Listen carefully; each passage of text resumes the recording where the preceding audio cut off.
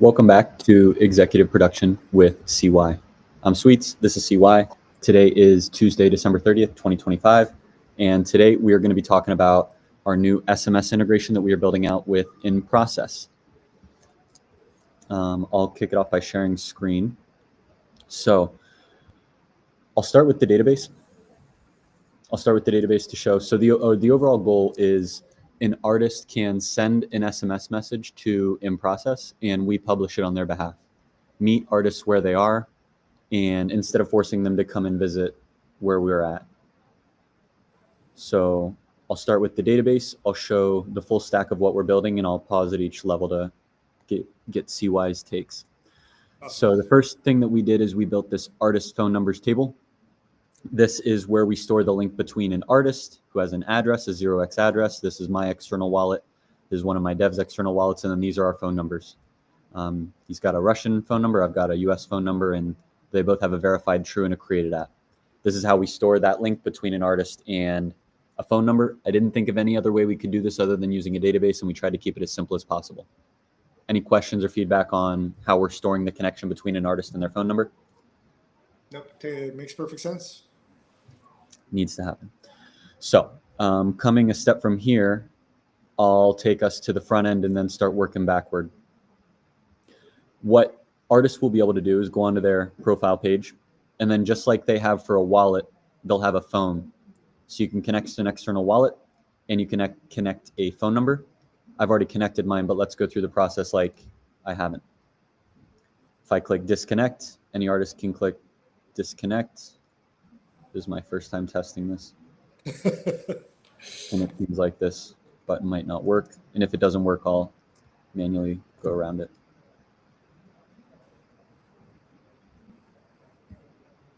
Okay, your phone number's been verified, keeps flashing at me, but it is not disconnecting. So what I will do is I'll delete my row from here. And now that should have done the same thing. We can now see there's a connect phone button. If I click connect phone, it opens up a pop-up and says enter your phone number to receive verification. I'll go +1 614 349 6576. Send the verification. And now I should have just gotten a text from InProcess. Okay, here it is. Someone's trying to connect this phone number to the artist profile for Sweetman on InProcess. If this was you, please reply yes. If this was not you, please ignore the message. So from here, let's check out what has changed. So all I did was I input the message, and then we want to verify that so that way we can get the link both ways. On the website, they wanted to put this phone number in, and the person who owns the phone number received the message and approves, yes, I do own this phone number. It's been sent to your phone. Please check your messages. Inside of Supabase, we now have a new row in here with a verified setting of false. So we have started the linking process, but we have not verified it yet. And this allows us to know when I send a message, we know that the phone number has not been verified. So the backend AI is going to handle it differently, knowing that the phone number has not been verified. If I send yes, this should then send a request to our backend API.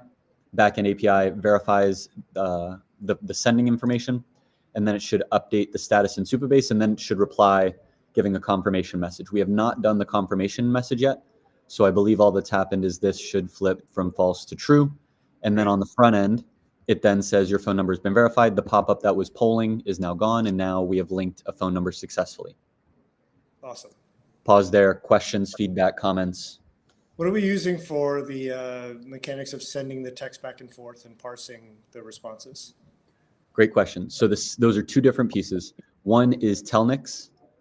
I originally in the past have used Twilio. Mm-hmm. The problem that I found with Twilio is it is expensive. It is slow. Their interface has not been updated since the 90s. And they require a lot of KYC. And so it's slow when you want to actually send out real phone numbers. Yep. Telnix.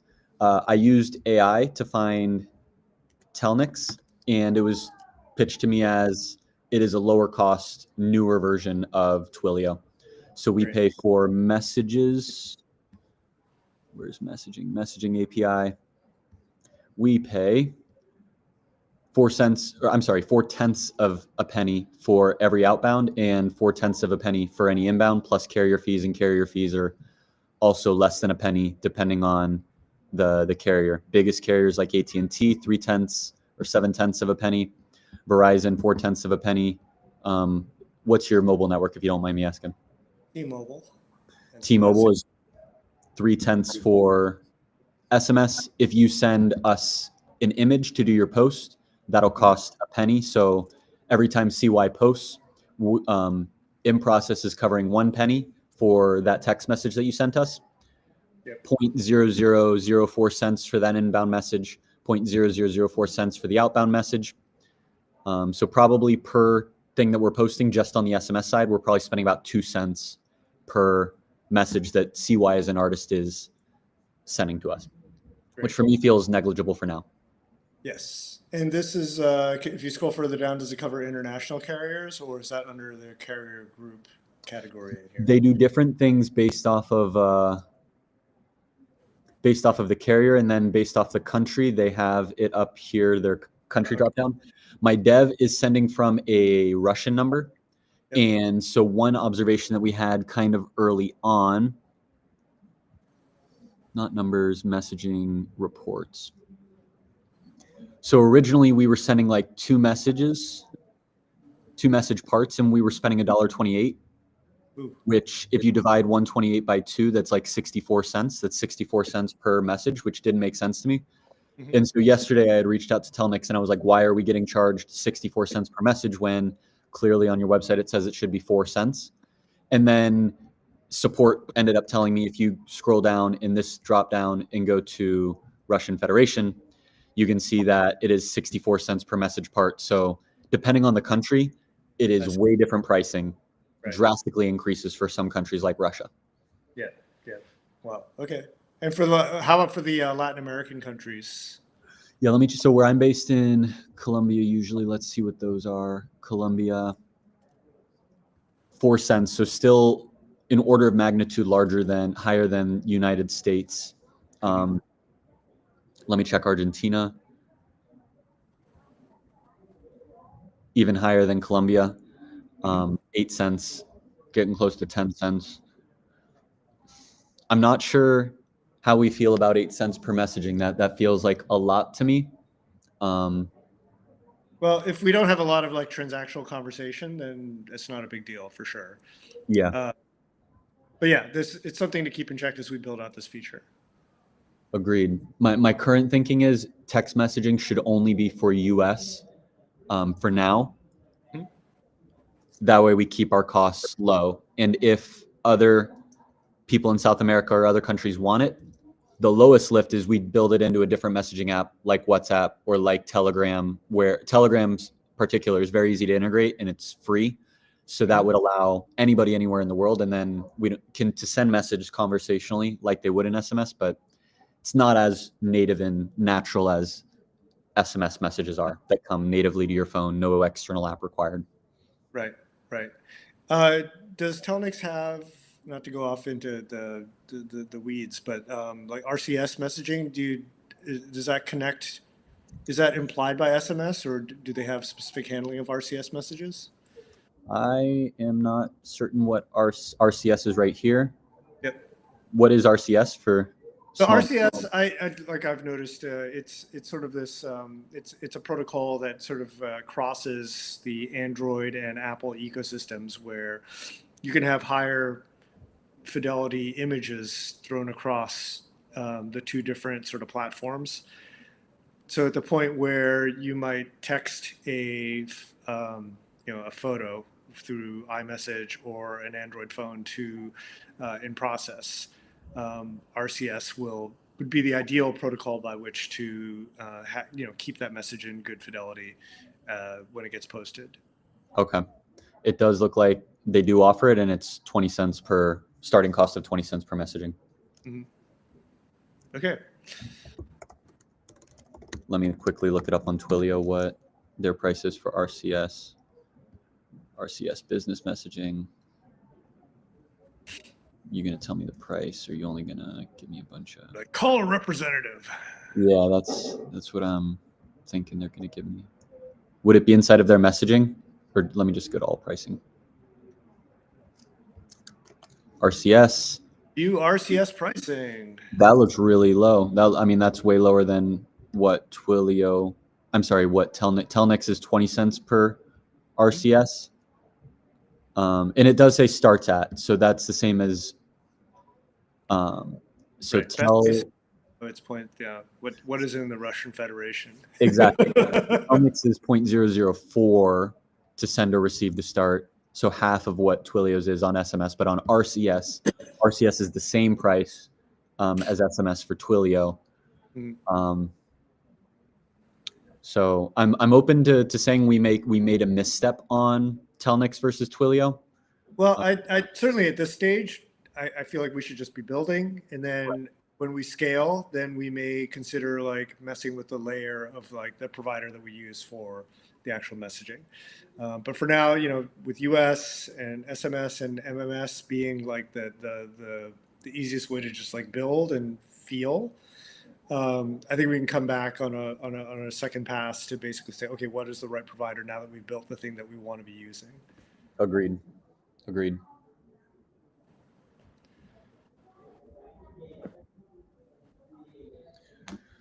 Okay, so we've looked at the database. We have looked at what the flow is so far.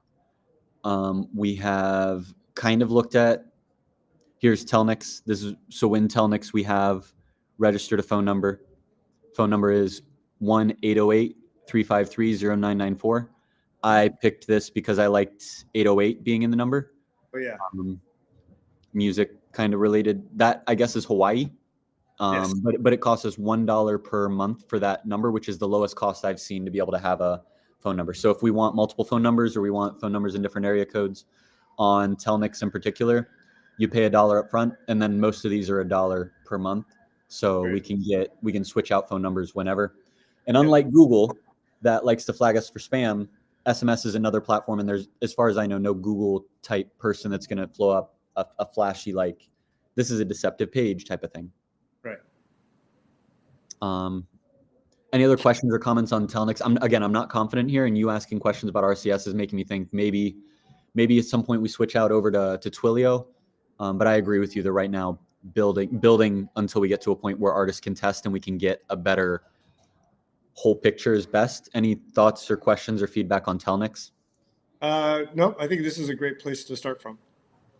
Cool. So as you see, we've already started building this out. We're merging these changes to test branch so far. That way people don't try connecting their phone and they have a bad experience. Mm-hmm. But this is where we're at so far. You can connect a phone number. You have the button. We need to add the functionality to disconnect the phone number. We send out a text message. When we receive a text message, we handle the logic and update Supabase. We have it all in Supabase. Is there anything you think I'm not considering, or any other final notes that you want to make sure, after seeing what we built so far, we consider to make sure we're building in the right direction for SMS integration? No, I think this is totally great. And just building for simplicity initially, and maybe it's just like, it's just posting text messages at first, just minting those as opposed to images. It's also fine. Like at this stage in building, I love to just try to get that spike, end to end, of like connecting the phone number, making a post, seeing it show up inside in process, airdropping it to someone. If we get that working through, that I think that's a great place for us to start in terms of having people try it and see how they use it. Definitely also, once we get the texts, once we just get posting text messages, then we get to posting images, starting with SMS. I know MMS will, depending on people's phones, it gets mangled. And maybe that ends up being an aesthetic where it's posted from your phone, so it is kind of low res. There is this general thing about in process where I don't think we've been super particular about how we express what is in process for. It's sort of like it is what you want to make of it. Right. But there is, it's like just today, I know Matt Monday's trying to upload a 1 point something gig file in, and we haven't really made a specific statement like in process is for like sketches or for like really rough work in process where like don't upload a completed draft of a movie, like just upload a couple of frames or something to show that, you know, you're working on the movie. Like we haven't set groundwork for saying like, this thing in process is for. And it may be, you know, as we work on this very minimal posting framework, we probably should say this is for posting just like off the cuff things, like, you know, brain farts, like images of the studio where it's okay for it to be sort of like downsampled into MMS level resolution.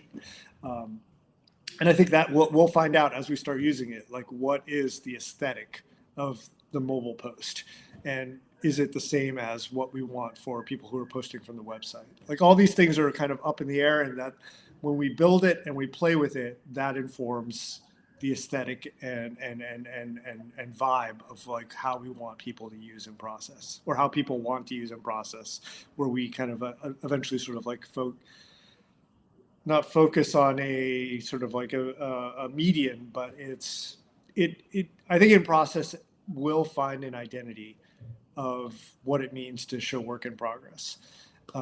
And, you know, right now we're not being prescriptive about it, but eventually I think it will serve everyone well if we say like, hey, this is how we see people using it. If you want to post something bigger, you like put it on this other thing, like, you know, like that sort of framework I think will come into play as we build a thing that we want to use ourselves. Mm-hmm. Do you see, I keep coming back to, well, we have this link feature and we should be telling that Matt guy to go and upload it to YouTube and then put the link to his YouTube video over here. Mm-hmm. And I'm wondering like what highly opinionated product builders do well. Like Steve Jobs had a very clear vision of this is what we're building. This is the opinion. I'm not for everybody. Not everybody's going to have an iPhone. This is for the people that get it, that follow my highly opinionated view. Right. And part of me is like, we want this to be for everybody. Maybe there's a differentiation between like the client, we're highly opinionated. The protocol, we're using Zora and it's very open. It's less opinionated at the protocol level.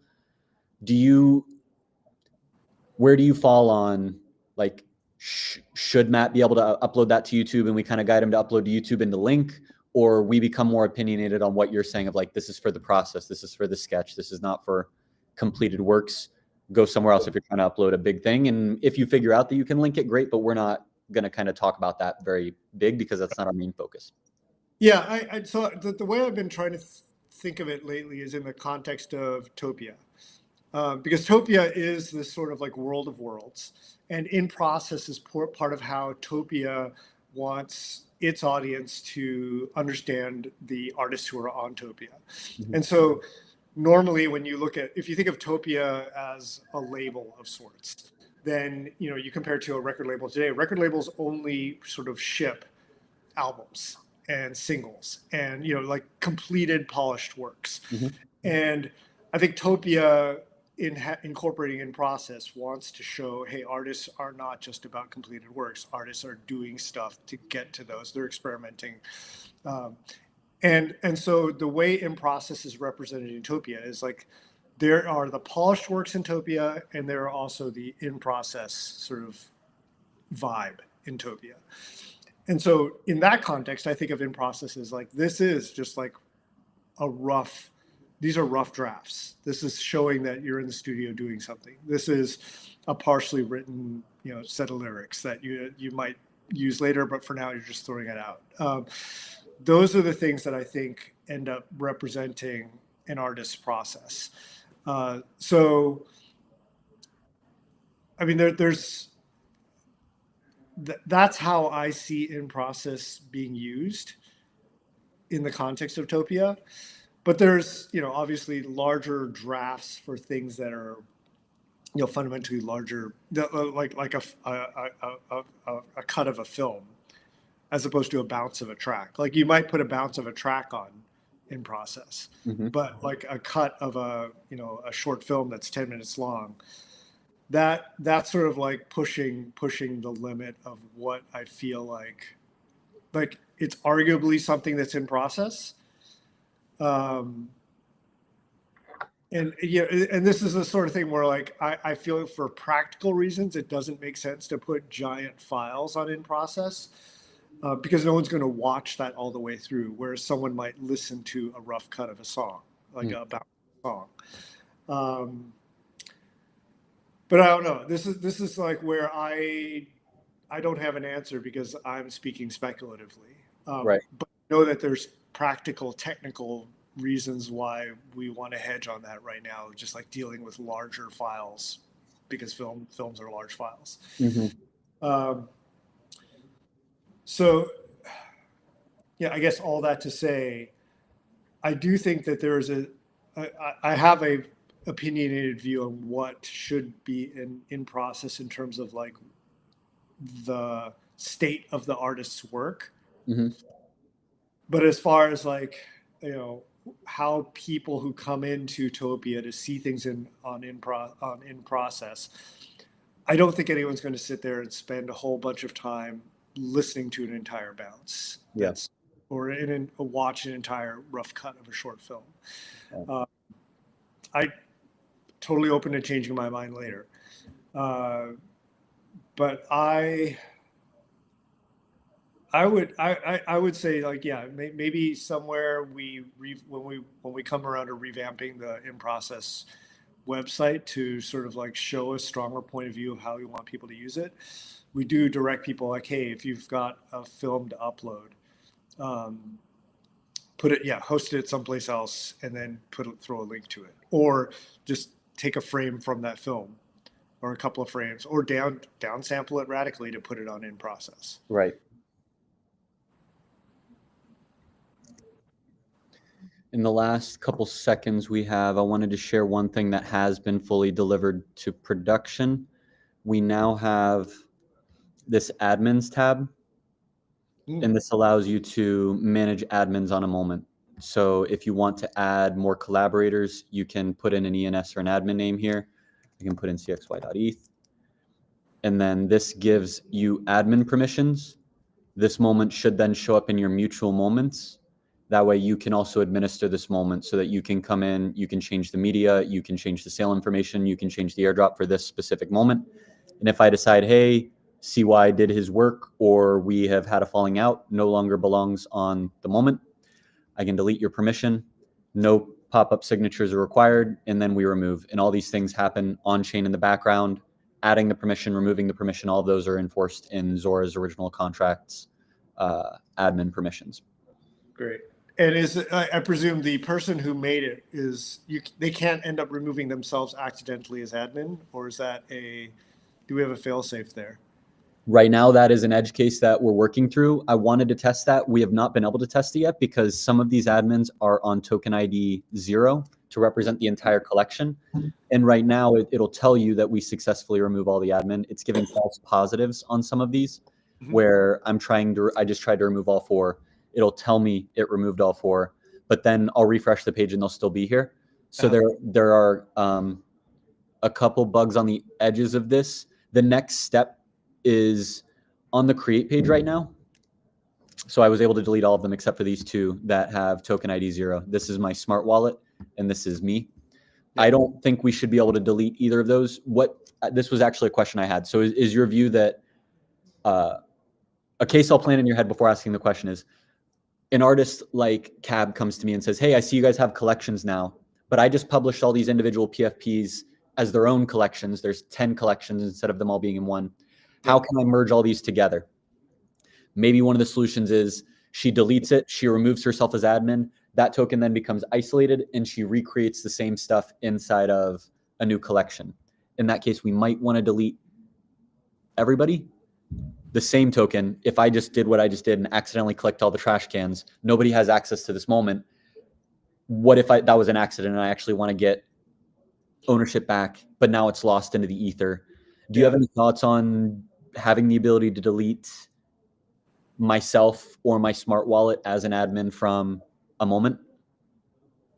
I think we should prevent people from accidentally doing something they didn't mean to do. And that's like all this is UI. Like clearly it's possible to get yourself in amazingly terrible situations, like just because it's possible in code. So I feel like in the UI, we should protect you from accidentally removing yourself from being able to administrate things. Um, I do feel like, as far as like, there's this general question of, once you've posted moments, if you have regrets later about posting, or you want to update something you posted, which you're like, oh, I messed up that file, I meant to post this other file. They're ultimately, like, in the way that in process is expressed, where someone's browsing through it, we have the ability to hide things right now. I think ultimately there is that layer where we let people, you can always see everything you've put on chain.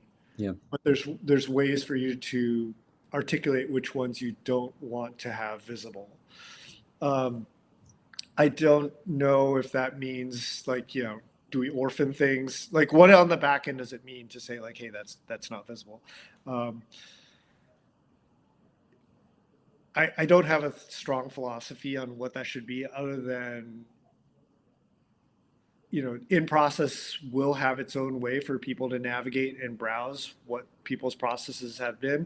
But there's always going to be ways outside of our UI where people will, it's like if someone goes into OpenSea and looks at what's been posted on in process, that's obviously not the ideal way to look at a timeline. But like, right, there's a part of me which just like doesn't want to worry about it. Right. Because it's like, this is just data that exists in the universe. And it's the layers by which people parse that are either through, the UI that is the default way of looking at it, which is in process, or, if they later on hit up an LLM, and the LLM knows how to reference in process for what's been intentionally hidden. This is speculative. Like, I think eventually the way that in process presents to LLMs should be done in a way where the artist can control, hey, when an LLM comes calling and asking about what I've been working on, like, don't show these and do show these. Like, I don't know what that means yet, but obviously this is where we're all going, where people aren't always just browsing UIs. They're just asking LLMs about, hey, what's Sweetman been working on? I agree with you completely. We want to help put up those bumper rails to prevent people from deleting themselves as admins. We don't want people to have a really scary moment where they did something they didn't mean to do. And the cases I'm thinking through for when someone would want to delete themselves as admin are edge cases. And so let's not think too deeply on those for now. And I'm thinking right now the change is list all the addresses, including myself. That way I know I'm an admin and I know my smart wallet's an admin. But then disable the trash button. That way I can't delete it. So if I'm going through and I'm trying to delete everybody on myself and on my smart wallet, we disable it and we don't let people click it. That way they don't mess anything up. Even if they don't understand what's this random wallet, I want to get rid of it. Well, that smart wallet makes it so that when you do stuff on in process, you don't have to sign any transactions. And so we don't want people to remove that even if they don't understand it. So disabling these buttons for now. Yeah. If we do, we could put in parens, like, if we like that is your smart wallet and Sweetman is like, that is you. Mm-hmm. That way it's more obvious why there isn't a trash can, because like, yes, that random hex address is actually relevant to your identity. Right. So the little presentational things I think can help explain it, as well as like keeping people out of trouble. Yeah. I know we're already over time. Do you have anything that we have not covered in this meeting that you would like to make sure we talk about? No, I'm just super excited about the fact that we're building in this streamlined way to push things into your process without having to go through the website necessarily, if you're just on the go with your phone. Last week, if you turned into last week's call, you saw that last week we started talking about this idea of an SMS. Exactly 1 week later, we are already delivering code. We already have a phone number. We already have built a lot of it out. I have a feeling the first version will be live in less than a week. So this time on our call next week, you'll likely be able to start sending SMSs and start posting that way. And just quickly reading through, we had 2 people tuning in. Story, Sid's kid says hello. And Colombo also sent raising hand at a coffee. So thank